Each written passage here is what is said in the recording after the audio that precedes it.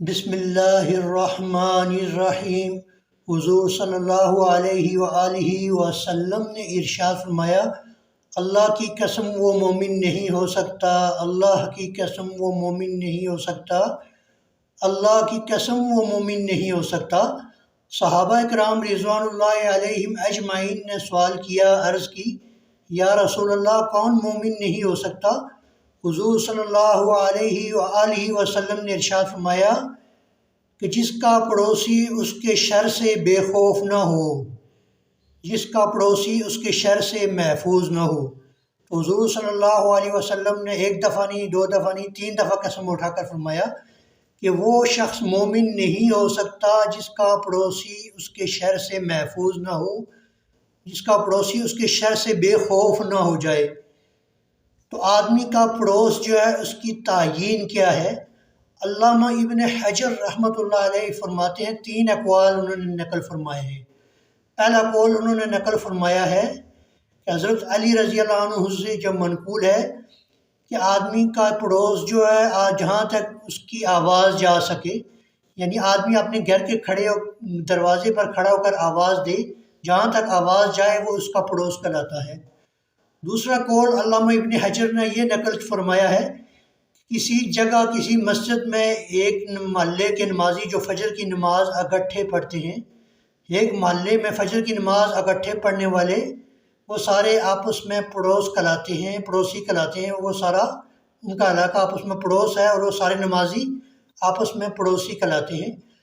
اور تیسرا قول علامہ ابن حجر رحمۃ اللہ علیہ نے حضرت عائشہ رضی اللہ تعالی عنہا سے منقول فرمایا ہے کہ آدمی کا پڑوس 40 گھر مشرق، 40 مغرب، 40 شمال، 40 جنوب، 160 گھر تک آدمی کا پڑوس ہوتا ہے۔ تو یہ پڑوسی کی حدود کی تعیین بھی آپ کو بتا دی۔ اب حدیث مبارکہ میں آتا ہے کہ آدمی مومن وہی ہے جو جس کے شر سے پڑوسی بے خوف ہوں، امن میں ہوں۔ اب میں آپ سے سوال کرتا ہوں، آپ سے پوچھتا ہوں، آیا ہم پڑوسی کی حیثیت سے ایک دوسرے سے امن میں ہیں، بے خوف ہیں؟ مثال کے طور پر ایک مسجد میں فجر کی نماز پڑھنے والے آپس میں پڑوسی ہیں، تو کیا ہم ایک دوسرے سے امن میں ہیں، بے خوف ہیں؟ اس کی مثال یہ ہے کہ ہمارا موبائل مسجد کے اندر رہ جائے اور بندے کو 10 منٹ بعد گھر جا کے یاد آ جائے، میں نماز پڑھنے گیا تھا، میرا موبائل مسجد میں رہ گیا۔ کیا ہم مطمئن ہیں کہ میرے مسجد کے نمازی 60، 70، 80 نمازی ہیں، سارے ماشاءاللہ مومن ہیں، زور کی نماز میں موبائل لے لوں گا، عصر میں، عشاء میں لے لوں گا، مطمئن رہ کر گھر بیٹھ سکتے ہیں؟ نہیں، بھاگے بھاگے آئیں گے، دل کی دھڑکن تیز ہوگی، یہ موبائل مسجد میں رہ گیا، پتہ نہیں کون اٹھا لے گا۔ پتہ چلا ہم ایک دوسرے سے بے خوف نہیں ہیں۔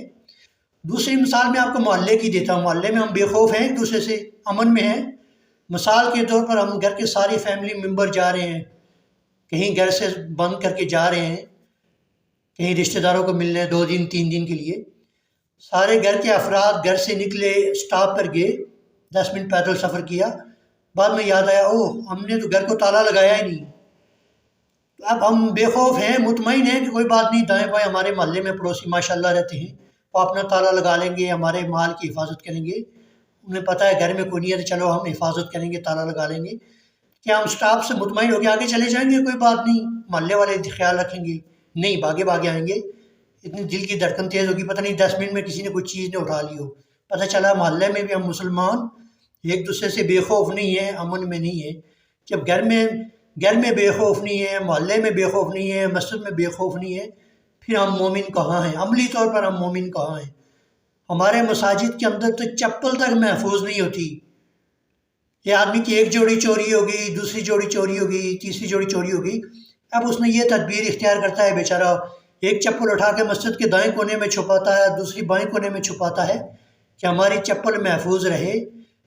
تو یہ ہم امریکہ مرد آباد، انڈیا مرد آباد کے نعرے تو لگا دیتے ہیں، لیکن کیا امریکہ اور انڈیا والے ہماری مساجد سے چپل چوری کرتے ہیں؟ یہ ہمارے ہی مسلمان ہیں جن سے ہمیں نماز پڑھنے میں چپل کی فکر ہوتی ہے، ہمارے چپل محفوظ نہیں۔ پتہ چلا ہم ایک دوسرے سے بے خوف نہیں، امن میں نہیں ہیں۔